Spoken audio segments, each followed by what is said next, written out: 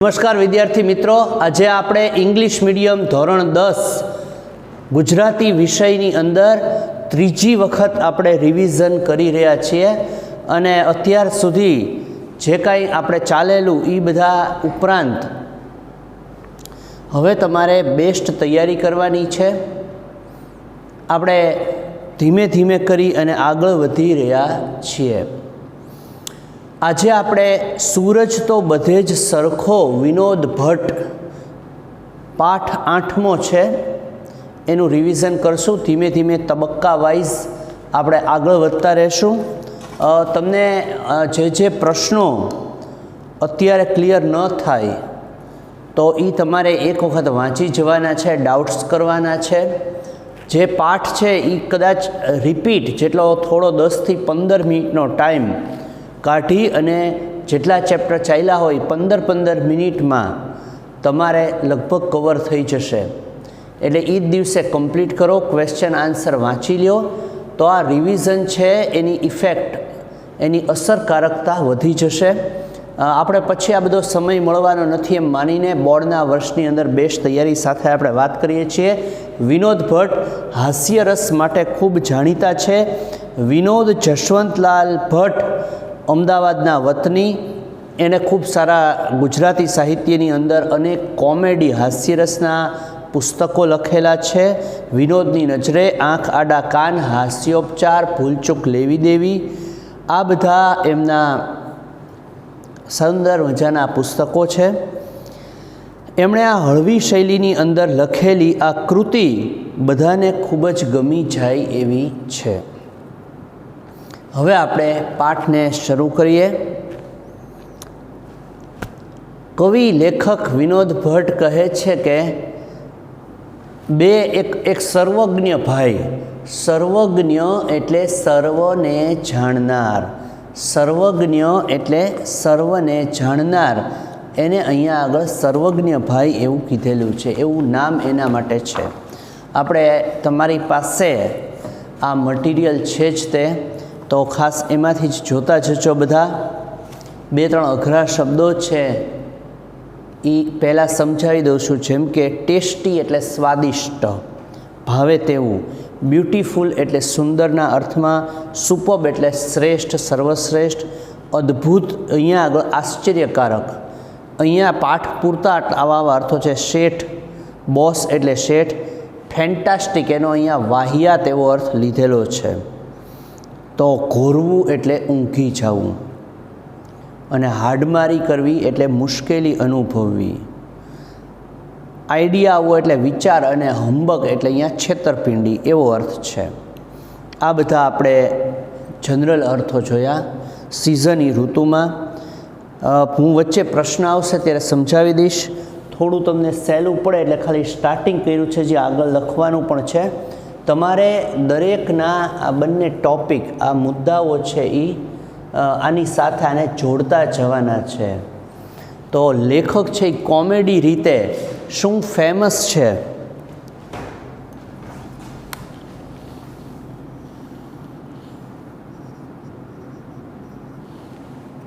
સ્થળ કયું અને શું સારસ, આ 2 વસ્તુઓ એમાંથી હાસ્યરસની રીતે લેવાની છે। આ વખતે રજામાં ક્યાં જવાનું વિચારો છો બાપુ?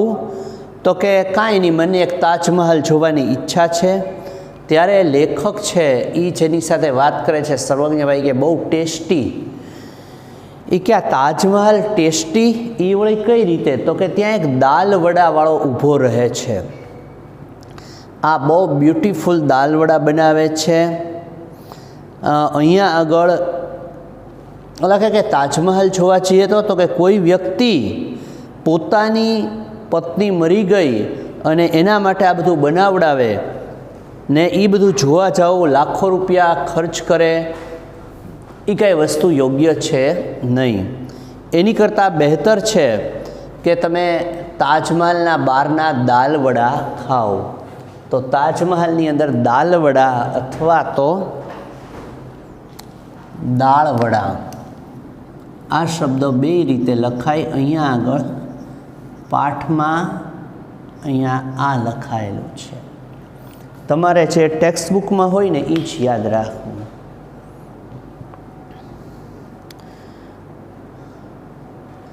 તો ત્યાં આગળ કે એના બહુ આ જાણીતા છે. સર્વજ્ઞભાઈને એમ પૂછે છે કે ત્યાં તો હવે દાલ વડા જ ખાવા જવું હોય તો પછી થોડું કાંઈ ત્યાં છેક જવાય તો શું સારું? તો આ કહે કે સર્વજ્ઞભાઈ તો પછી માથેરાન આપણે જઈએ તો કેમ રહે? માથેરાન એ કે દાદાગીરી બોસ, ખૂબ જ સરસ. એ કે પુરોહિતવાળાની ત્યાં એક હોટલ છે, એ હોટલના દાળ ભાત આપણે આંગળા કરડી જઈએ એવું. ત્યાં જોવા જેવી કોઈ ખાસ જગ્યા છે? તો કે હા, ઘણા પોઈન્ટ છે. Sunset point, echo point, panorama point. ત્યાં એક નાળિયેરવાળો બેસે છે. ઘણીવાર નાળિયેરનું પાણી પીવા માટે જ પેનોરમા પોઈન્ટ જતા જઈએ, બીજા ખાસ નહીં. પરંતુ માથેરાન જવું હોય તો નાળિયેર પાણી માટે. હવે વિચાર કરો કે આ વ્યક્તિને ત્યાં આગળ પુરોહિતની થાળી,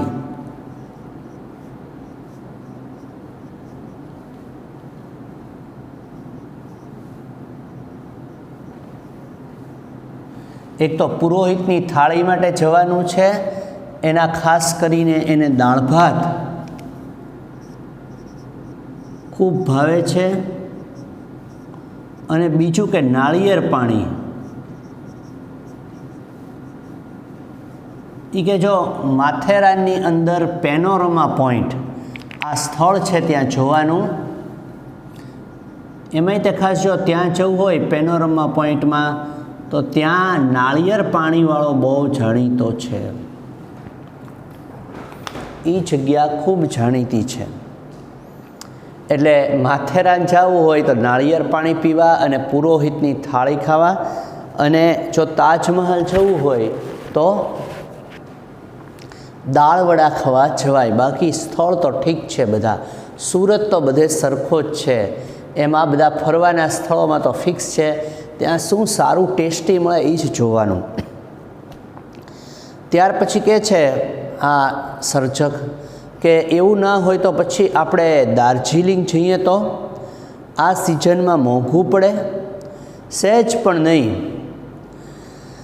ત્યાં આગળ એક ટંક જ જમવાનું, જો સસ્તું કરવું હોય તો એક ટાઈમ જમવાનું અને પછી સાંજે નાસ્તાથી ચલાવી લેવાનું. ત્યાં દિલ્હી ચાટ સેન્ટરની બાજુમાં જ એક દહીં વડાવાળો બેસે છે. અચ્છા, દાર્જિલિંગની અંદર કોણ છે? તો દહીં વડાવાળો.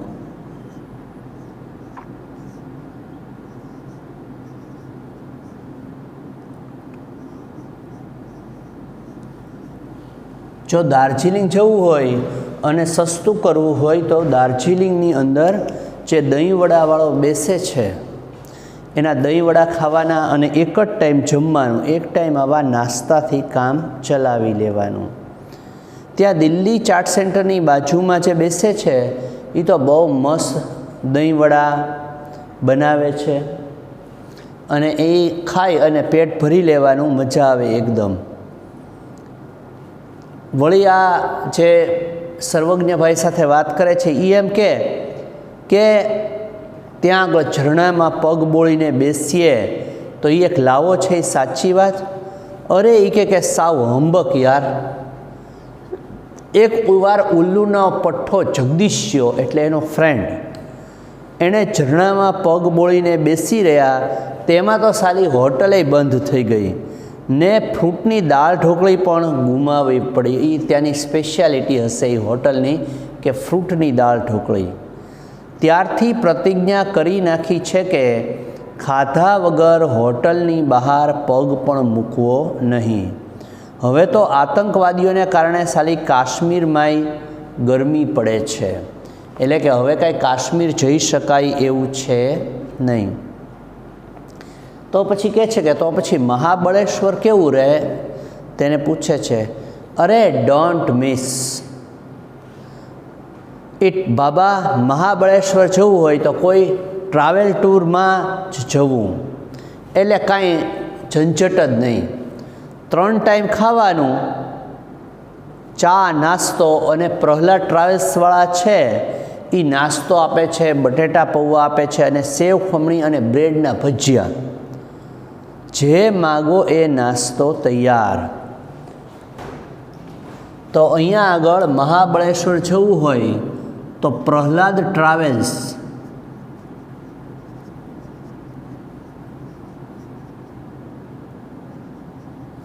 एमां बटेटा पौवा, ब्रेडना भजिया,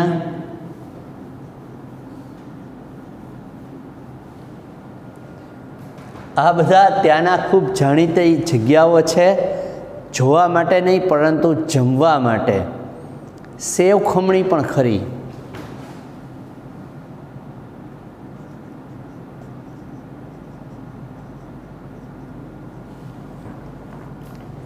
आ बधा के 3 टाइम सतत नास्तो ने जमवानुं ने एवुं बधुं करता ज रहेवानुं।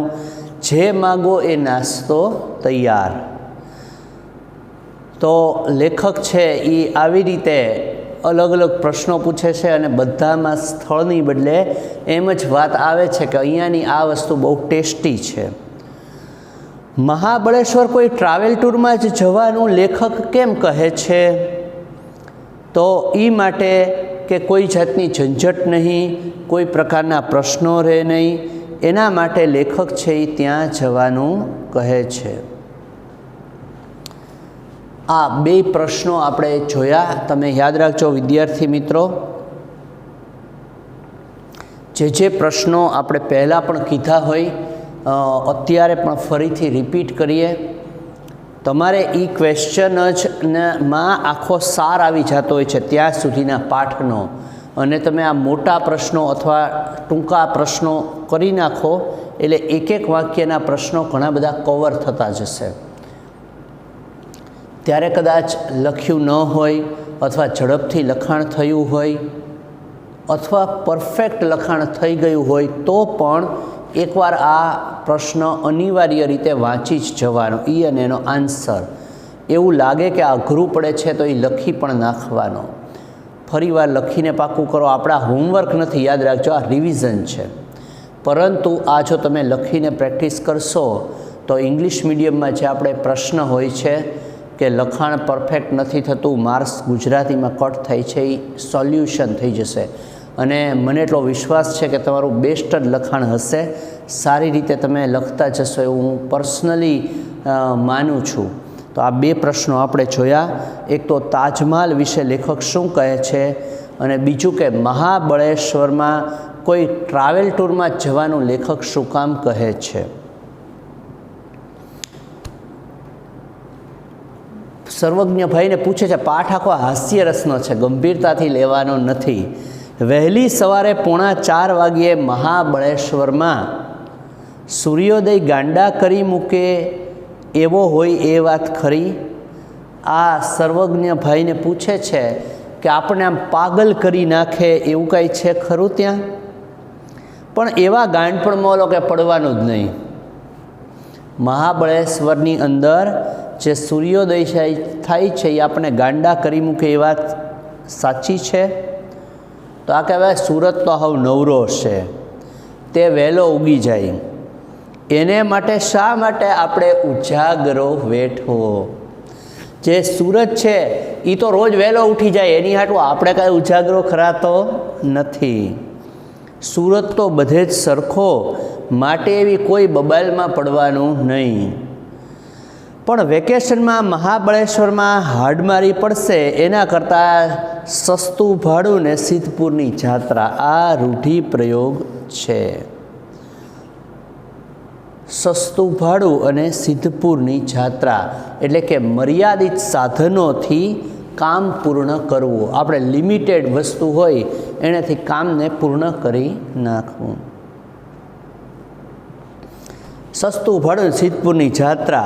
आबू उपड़ी जाओ, माउंट आबूनी बात लेखक करे छे।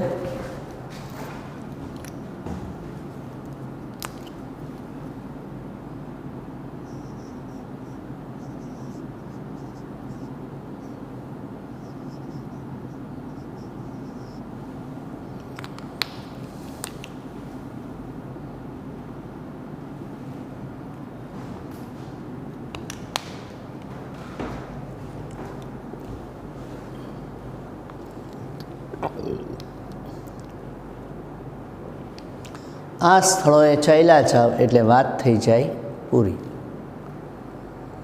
ત્યાં આગળ જાઓ, ત્યાં રમેશ દાણી પાસે ચિઠ્ઠી લખાવી દઉં, એક બ્લોક કાઢી આપશે. ત્યાં તો બધા મકાનો રાખીને રહે એવું છે.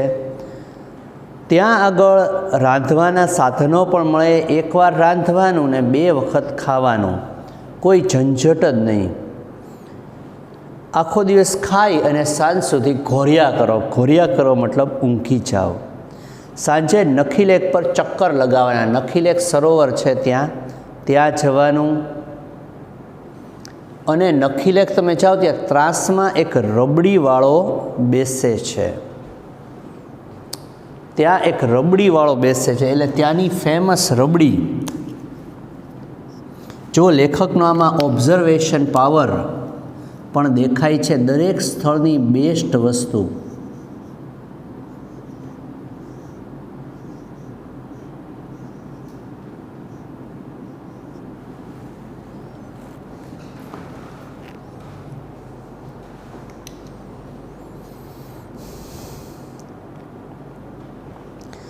એમ કહેશ કે સૌથી સસ્તું, સૌથી સારું અને ઝડપથી પહોંચાય એવું અને ભાવમાં રિઝનેબલ આપણે ત્યાં પહોંચી જવાનું. લેખક પોતે અમદાવાદના છે એટલે એને માઉન્ટ આબુ તો બહુ નજીક પડે, એટલે કે આબુ ઉપડી જવાનું. ત્યાં સાંજે નખીલેક સરોવર છે ત્યાં આટા મારવાના. ત્યાં ત્રાસમાં એક રબડીવાળો બેસે છે, ત્યાં રબડી પીવા જવાનું. તેને ત્યાંથી 250-300 ગ્રામ રબડી લઈને ઝાપટી જવાનું. પરંતુ ત્યાં એક તકલીફ તો રહેવાની. આપણે ત્યાં અમદાવાદના લોકોને જે લોકોથી આપણે દૂર ભાગતા હોઈએ, લેખકનો કહેવાનો મતલબ છે કે જે લોકો પાસેથી ઉછીના પૈસા લીધા હોય અને આપણે એનેથી સંતાઈને અમદાવાદની નાની નાની પોળ એટલે નાની નાની ગલીઓમાં ગરી જતા હોઈએ, એવું માઉન્ટ આબુમાં શક્ય નહીં બને, કારણ કે ત્યાં રસ્તાઓ પહોળા છે. એટલે આપણા જેની આગળથી ઉછીના લીધા હોય એ બધા આપણે ત્યાં ભટકાઈ જ જવાના. આપણે અહીંયા કાંઈ ગલીમાં છુપાઈ નહીં શકીએ. અને ભાગવું હોય તો ભાગ્યે તે ક્યાં,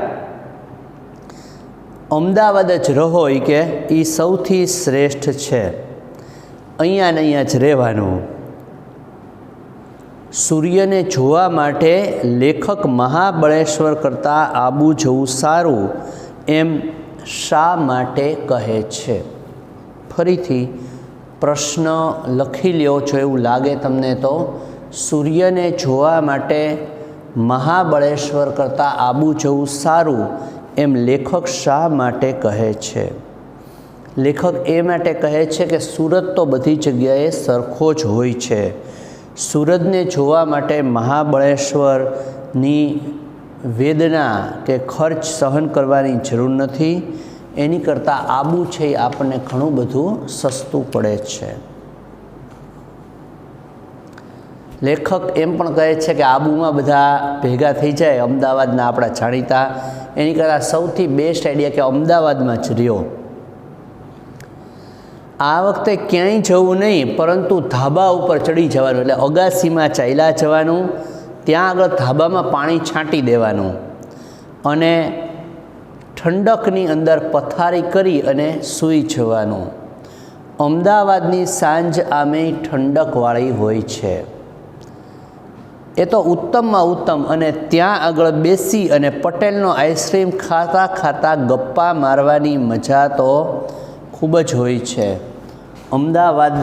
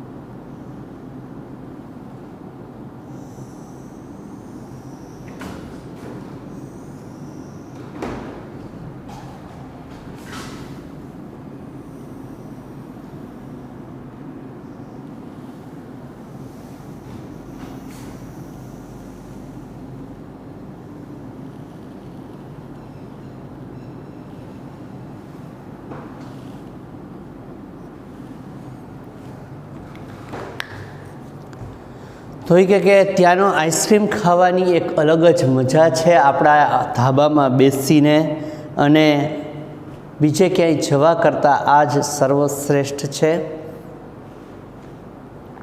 હવે આ આપણે અહીંયા આગળ કમ્પ્લીટ થયો. આમાંથી મેં જેટલા પ્રશ્નો સમજાવ્યા એ તો તમને આવડી જ જાય એવા છે. અહીંયા આગળ એ ઉપરાંતના છે 2 જ પ્રશ્નો એવા છે જે તમે કરો એટલે પાઠ 90% લગભગ મારા હિસાબે 70 થી 80% તો કવર થઈ જ જાય છે. 10% તમારે જાતે થોડું એમાં આગળ પાછળનું વાત કરવી પડે, વિચારવું પડે. આ 2 પ્રશ્નો ખાસ બધા લોકો નોંધી લ્યો.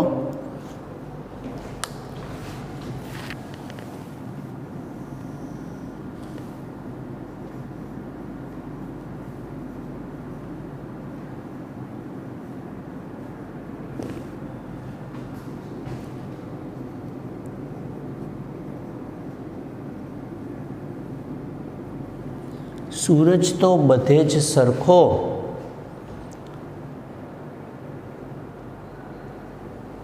પાઠમાં આવતા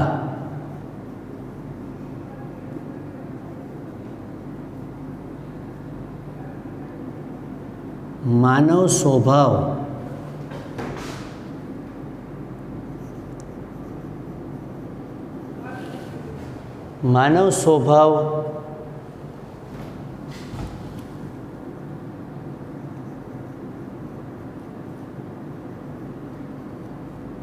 ખાણીપીણીના શોખને આલેખો. અને બીજો પ્રશ્ન છે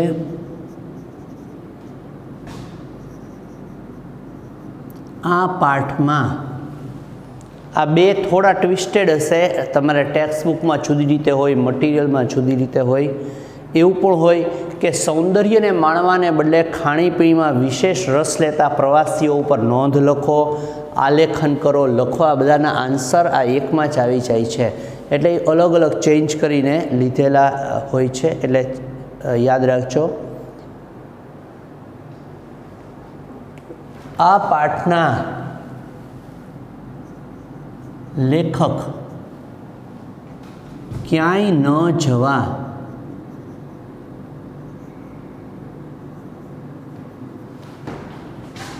શા માટે વિચારે છે? યાદ રાખજો વિદ્યાર્થી મિત્રો, આ ચાર્ટ છે એ અગત્યનો છે. કોઈ જગ્યાએ મટીરિયલ વગેરેમાં પણ નહીં હોય. એટલે તમે લોકો ખાસ એક તો આ ચાર્ટ પણ ઉતારી લ્યો. બીજું કે બોર્ડ ઉપર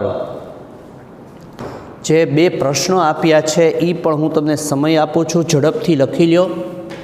ખૂબ સારી રીતે આપણે લખાણ કરીએ છીએ, એમાં એક આ બાબત તમે એડ કરી દેજો. ઝડપથી બધા લખાણ કરી લ્યો.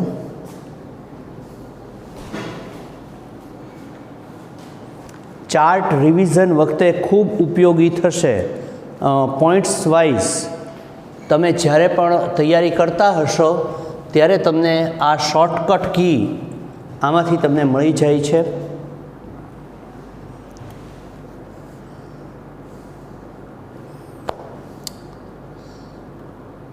લખાણ મારા ખ્યાલથી થઈ ગયું હશે. આપણે એની પછીની કૃતિ હાથ મેળવીએ 9મો પાઠ જોઈએ છીએ. આપણે અત્યારે આ એક કમ્પ્લીટ કર્યો. હવે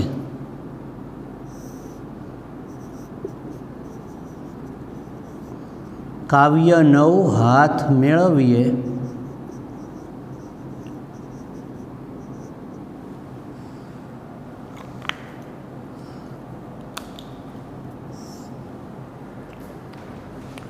નિરંજન ભગત ગુજરાતી ભાષાના ખૂબ સારા, ઉત્તમ કહી શકાય એવા એક સર્જક છે. અમિતાભ બચ્ચનના પિતાજી હરિવંશરાય બચ્ચને જેવી રીતે હિન્દી સાહિત્યમાં એક યુગ આપ્યો છે, સેમ ટુ સેમ એ જ રીતે ગુજરાતી ભાષામાં પણ નિરંજન ભગતે એક યુગ આપેલો છે. ઉમાશંકર જોશી વગેરે પણ ખૂબ આ બધા અલગ અલગ 10 પ્રકારના યુગ છે. જેમ બાયોલોજી, કેમેસ્ટ્રી, ફિઝિક્સ એવા વિભાગો આવે છે, અલગ અલગ વિષયોના લખાણ, એમ ગુજરાતીમાં પણ યુગો આવે છે. અનુગાંધી યુગ, ગાંધી યુગ, આધુનિક યુગ, મધ્યકાલીન યુગ, અર્વાચીન યુગ. એમાં એક આખો યુગ પ્રવર્તમાન વ્યક્તિ જેનો સૌથી મોટો ફાળો છે, જે 2 વ્યક્તિનો, એમાંના એક વ્યક્તિ એટલે નિરંજન ભગત. એમણે અમદાવાદની અંદર ખૂબ સારી કામગીરી કરી. છંદોલય, કિન્નરી, અલ્પવિરામ આ ત્રણેય કાવ્ય સંગ્રહોની કવિતા લઈ નવો કાવ્ય સંગ્રહ છંદોલય આપ્યો. ટૂંકમાં એની ઘણી બધી કવિતાઓ, મેજોરિટી આમ જોઈએ તો મેક્સિમમ એમણે જેટલું લખાણ કર્યું છે એમાંના ઘણા બધા % કાવ્યો છે એ છંદોલયમાં આવી ગયેલા છે. એમાં પ્રવાલદીપ, 33 કાવ્યો આ બધા પણ સમાવાયા છે છંદોલયમાં. ટૂંકમાં એની જે કૃતિ છંદોલય એ સૌથી જાણીતી કૃતિ એવું આપણે કહી શકીએ. આ તમે અમુક પોઈન્ટ્સ જ ખાલી યાદ રાખશો તો પણ તમને ઘણું બધું સહેલું પડશે. કારણ શું છે કે એ જ ઇમ્પોર્ટન્ટ હોય છે એ બધી બાબતો, તે જેમાંથી પ્રશ્નો આવી શકે. અહીંયા આગળ એણે પરંપરિત, સોનેટ, ઉર્મી કાવ્યો આ બધું લખેલું છે. યંત્રયુગ અને મંત્ર કવિતા, મીરા, સ્વાધ્યાય લોક આ બધા એમના વિવેચન ગ્રંથો છે. એમને રણજીતરામ સુવર્ણચંદ્રક પણ પ્રાપ્ત થયેલો છે. કવિએ આ નાનકડા ઉર્મી કાવ્યમાં ભાવ સંવેદનાનું મહત્ત્વ સમજાવ્યું છે. કોઈક આપણી સાથે હોય, કોઈક આપણો હાથ પકડી રાખે, કોઈક આપણને સ્નેહ સભરતા આપે, તો એ બધી વસ્તુઓ કેટલી મહત્ત્વની હોય છે. અહીં હાથ હૃદય ભાવનું પ્રતીક બનીને વર્ણવાયો છે. કવિ કહે છે કે મારે ધન, સંપત્તિ, સત્તા કશું નથી જોઈતું, બસ એક મૈત્રીપૂર્ણ હાથ જોઈએ છે. મારે બીજું કાંઈ જ જોતું નથી, મારે ખાલી એક મિત્રતાનો હાથ જોઈએ છે. હું હાથ લંબાવીને તમારા હૃદય સુધી પહોંચવા માગું છું. હું મારો હાથ લંબાવીને તમારા દિલ સુધી, તમારા હૃદય સુધી પહોંચવા માગું છું. નિસ્વાર્થ સંવેદન બધું સભર કરી આપે છે. નિસ્વાર્થ ભાવ આ બધું જ તે તમને સભર કરી આપે છે, સરખું કરી આપે છે. તેમાંથી ભાવના કેળવવાનો કવિનો મનોરથ પ્રગટ થયો છે. અહીંયા આગળ હૃદયની એકતાની વાત છે. હાથ મેળવીએ, મિત્રતાની વાત, મિત્રતા માટે સર્જક છે એ હાથ લંબાવવાની વાત કરે છે.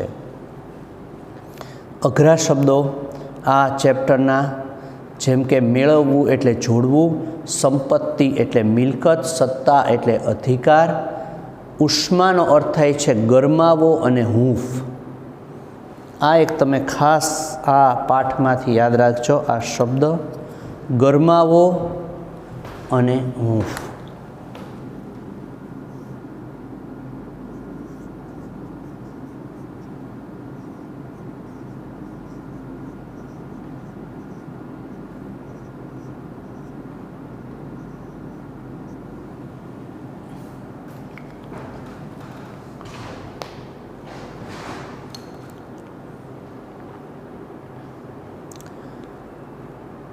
હવે આપણે કાવ્ય વાંચતા છીએ, એનો સાર લેતા છીએ, પછી પાછા એના ક્વેશ્ચન આન્સરની આપણે ચર્ચા કરતા રહીશું. લાવો તમારો હાથ, લાવો તમારો હાથ, કહું છું મારો હાથ લંબાવી. મિત્રતા માટે એક હાથ લંબાવે છે. સંબંધ ખાતર જે હાથ નિસ્વાર્થ ભાવથી લંબાવાય છે એમાં કોઈનું ખરાબ કરવાની ભાવના હોતી નથી. જ્યારે એક પ્રેમ માટેનો હાથ લંબાય છે ત્યારે સામે માત્ર પ્રેમની જ અપેક્ષા હોય છે. લાવો તમારો હાથ મેળવીએ, કહું છું હાથ લંબાવી. મને તમારો હાથ આપી દો, હું તમારો હાથ માગું છું મિત્રતા માટે.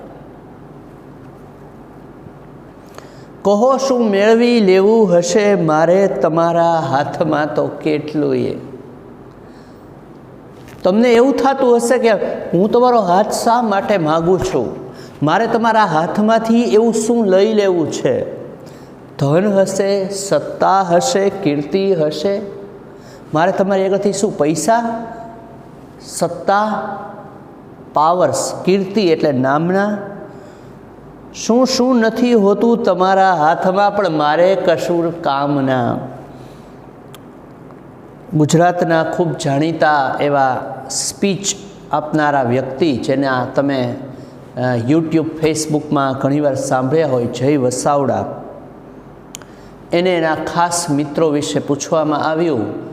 પોતે ગોંડલમાં વસવાટ કરે છે. એણે એમ કીધું કે મારા 2-3 મિત્રો છે જે ખાસ આ પોતે તો અમેરિકા અને ઘણા બધા દેશમાં છે, એવા ઘણા બધા સ્પીચ આપી, ઘણા બધા ફિલ્મના કલાકારો છે. એ કે એ લોકોને હું શું કરું છું, ક્યાં જાવે, એની એને કોઈ સંબંધ જ નથી. એને આ વાતમાં કોઈ જાતનો ઇન્ટરેસ્ટ પણ નથી. અને અમે લોકો જ્યારે મળીએ છીએ ત્યારે અમે પૈસા માટેની કોઈ વાત ન હોય કે કોઈ નામના કે કોઈ સલાહ સૂચના, એવું કાંઈ નહીં.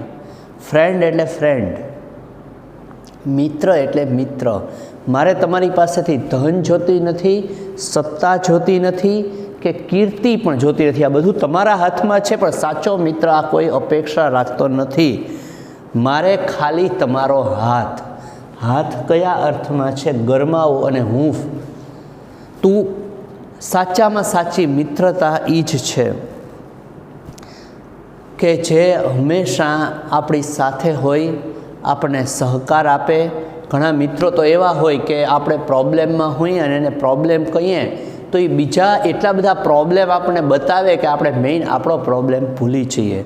ઘણા આપણે દુઃખમાં હોઈએ ત્યારે બીજી વાતો એ આપણે એવા ચડાવી દે, આપણે સાંત્વના મેળવ્યા ગયા હોય, પણ બીજી વાત કે આપણે મુખ્ય વાત ભૂલી જઈએ. આ સાચી મિત્રતા છે.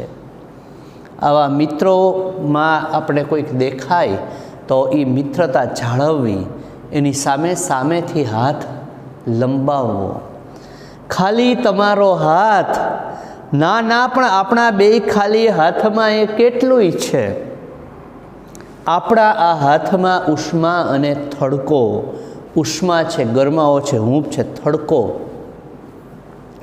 થડકો એટલે થડકવું, સેજ ધ્રુજવું. અરે એના વડે આવો પરસ્પરના હૃદયનો ભાવ ભેળવીએ. એને કારણે આપણે એકબીજા માટેના કોઈક ભાવ વ્યક્ત કરીએ. અને બિન આવડત સારું નઠારું કેટલું એ કામ કરતાં આપણા આ હાથ કેળવીએ. આ બિન આવડતવાળા આપણા હાથને આપણે કેળવી નાખીએ. મતલબ કે આપણા આ હાથ છે એ ઘણીવાર આવડતવાળા નથી. બધા કામ સારું નઠારું કામ કરતા આપણા હાથ છે. આપણા હાથ ખાલી મિત્રતા માટે જ સર્જાયેલા નથી. આપણે તો ઘણા કામ કરીએ છીએ, સારા કામ, નઠારા કામ. તો આ બધા આપણા બિન આવડતના કામ છે. ખરાબ કામો જેટલા હાથેથી થાય છે એ બધા કેવા કામો છે? નઠારા કામ છે. આપણે આ કામ છે એ બધાની બદલે માત્ર સારા કામ અને મિત્રતા માટેના જ કામ માટે હું હાથ લંબાવું છું. આપણા આ હાથ કેળવીએ. અજાણ્યા છો ભલે તો એ જુઓ આ હાથ લંબાવી, કહું છું લાવો તમારો હાથ મેળવીએ.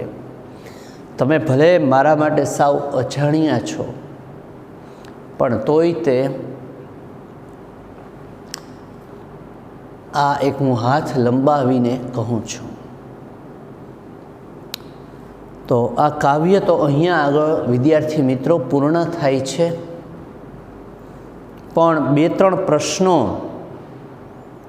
આ કાવ્યમાંથી એવા છે, ખાસ કરી અને હું જે અત્યારે બોલતો જાઉં છું એ પ્રશ્નો તમે તૈયાર કરશો તોય તમને સહેલા જ પડશે, પરંતુ આ પ્રશ્નોમાં આખા કાવ્યનો સાર પણ આવી જશે અને ખૂબ જ અગત્યના છે. એક તો ખાસ જે ક્વેશ્ચન છે એ તમે લખી લેજો, અને આ બંને ટૂંકા પ્રશ્નો જેવા જ છે, કારણ કે કાવ્ય જ ઓલરેડી એટલું મોટું નથી.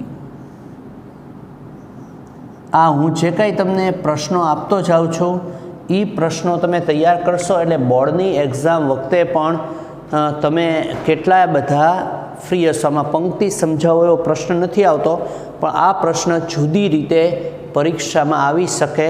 અચ્છા, 2 હાથમાં કેટલું ભરેલું છે એવો પ્રશ્ન આવી શકે.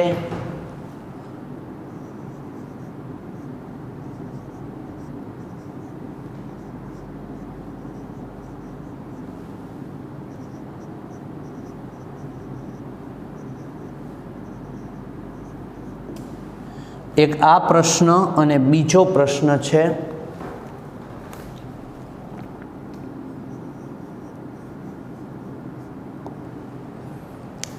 આ બધું તમે થોડુંક લખાણ કરજો મિત્રો, જેથી કરીને આપણું રિવિઝન સાર્થક થાય. કવિએ હાથને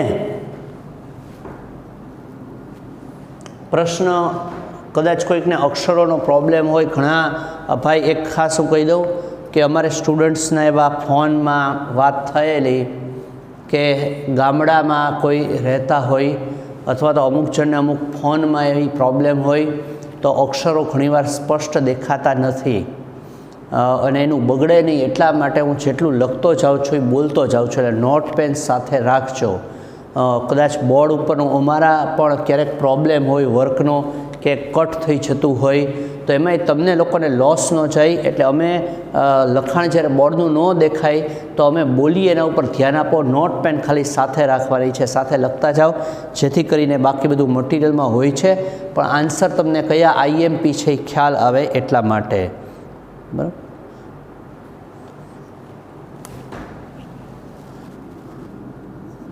ધન,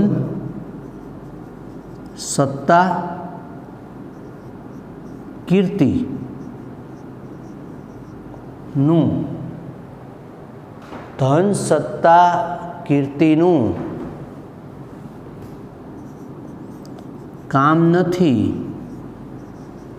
એમ કવિ શા માટે કહે છે? ધન, સત્તા, કીર્તિનું કામ નથી એમ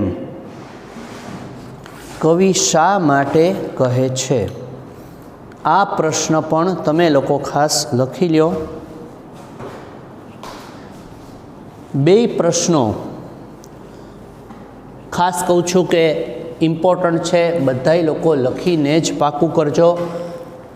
પાછા આપણે દરેક લેક્ચરમાં મળતા તો હોઈએ જ છીએ, પરંતુ આ રિવિઝનના લેક્ચર સૌથી વધારે ઇમ્પોર્ટન્ટ છે.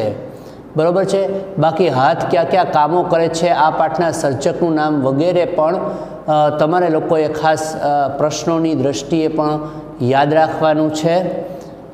હાથ કયા કામો કરે છે, પછી આના 2-3 જે અઘરા શબ્દો છે, વર્ડ્સ છે, એ પણ તમારે લોકોએ યાદ રાખવાના છે. આમાંથી જેટલા ટૂંકા ક્વેશ્ચન આન્સર નીકળે છે એક વાક્યના ઉપરાંત એ પણ તમારે યાદ રાખી લેવાનું છે. આપણે આગળ ચાલેલા પ્રકરણો અને ન ચાલેલા એ બધાના સાહિત્ય પ્રકારો, પુસ્તકનું નામ પણ તમે ખાસ યાદ રાખજો. ક્વેશ્ચન આન્સર મોઢે આપતા રહેજો. માનવીના હાથ ક્યાં ક્યાં કામો કરે છે, તમારા હાથમાં શું શું છે, આ કયા કાવ્ય સંગ્રહમાંથી લેવામાં આવેલું છે વગેરે પ્રશ્નો પણ આપણે ખૂબ સારી રીતે આજે સમજ્યા છીએ. આવતા લેક્ચરમાં આપણે પાછા મળીએ છીએ. ત્યાં સુધી તમે લોકો લખતા રહો, વાંચતા રહો પાછા ફરી વખત આગળના પ્રકરણના રિવિઝન માટે મળીએ છીએ. ચાલો બાય.